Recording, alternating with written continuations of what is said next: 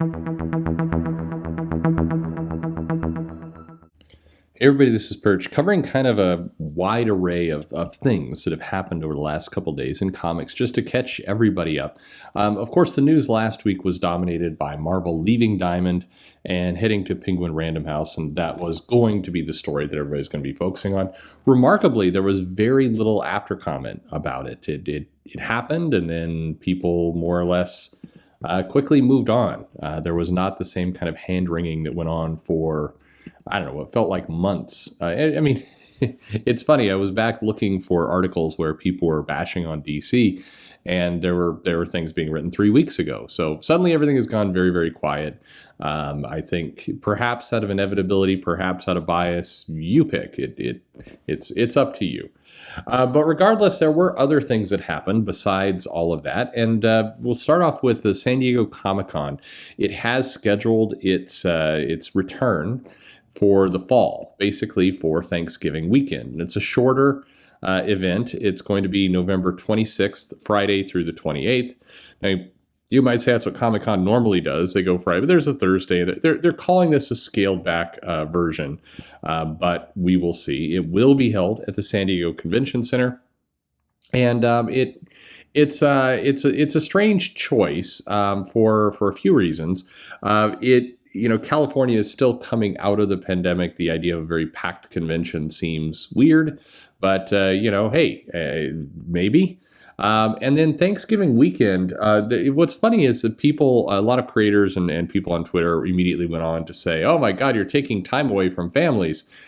I won't go into the irony of some of that here, but the bigger question is travel. Thanksgiving weekend tends to be a huge travel weekend for people, and the airports are typically clogged. There's a lot of things going on, and so is this the wisest weekend of all? It seems kind of weird to return to a major con during what is one of the most busiest travel holidays, condensed travel holidays of the year. But hey, why not? That's coming on. They're excited to do it. I suspect most of it will still be Zoom.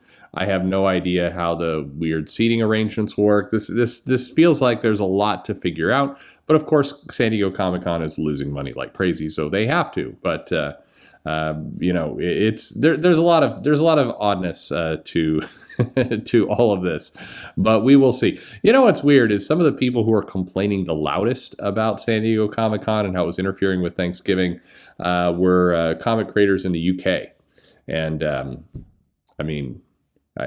Really? Okay. Whatever. We don't try and understand these things. Over, in a different corner of the woods, we heard that, of course, Todd McFarlane was going to be creating his shared universe.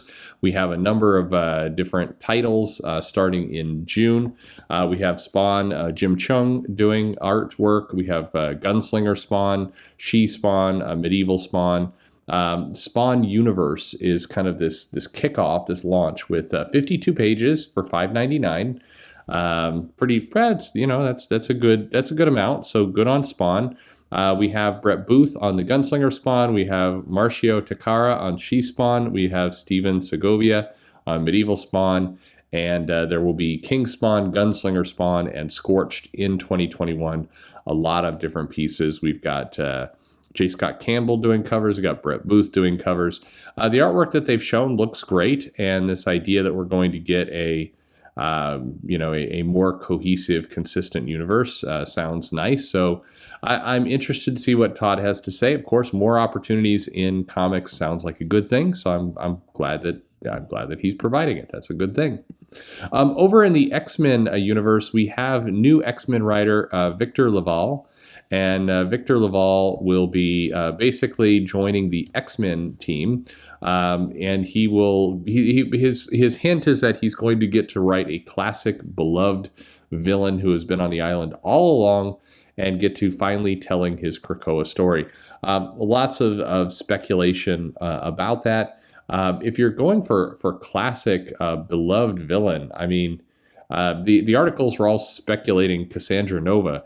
That's not classic. That's less than 20 years ago, right? But well, whatever. The other one that was tossed around was Sauron. I'm not sure that qualifies as a classic villain. Eunice the Untouchable, maybe. I who knows? We'll find out where this is. The other option is that I do know that, or I've heard that they're going to be doing something with Mystique at some point in the future. Of course, we have seen Mystique, so that wouldn't necessarily count. Other news kind of coming out of the X office is that they're very excited, of course, about the arrival of the Hellfire Gala.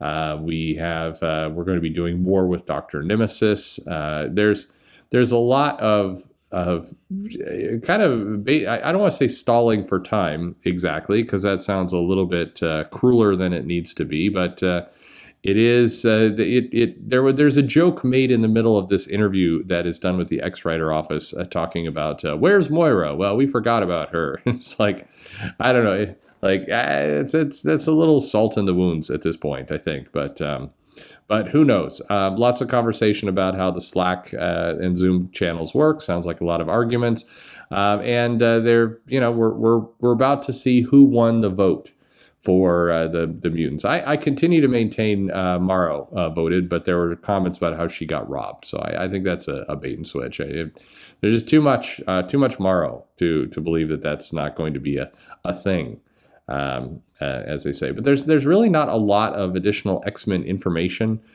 being thrown out. The people who are writing it seem to be enjoying what they're doing, and they just want this to kind of continue forever. So, we'll see. The odd part, or one thing I'll just kind of throw in there that kind of comes in right in the middle, is that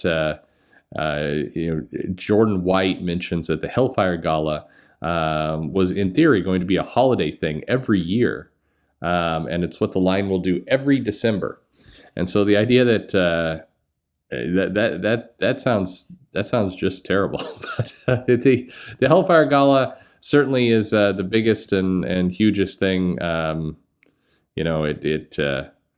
It can be. The X office were asked kind of what were their comments coming into it, and we get hungover and horny, that awkward moment when you run into your ex, breakups and makeups, party hair, murder and makeouts, baby plans.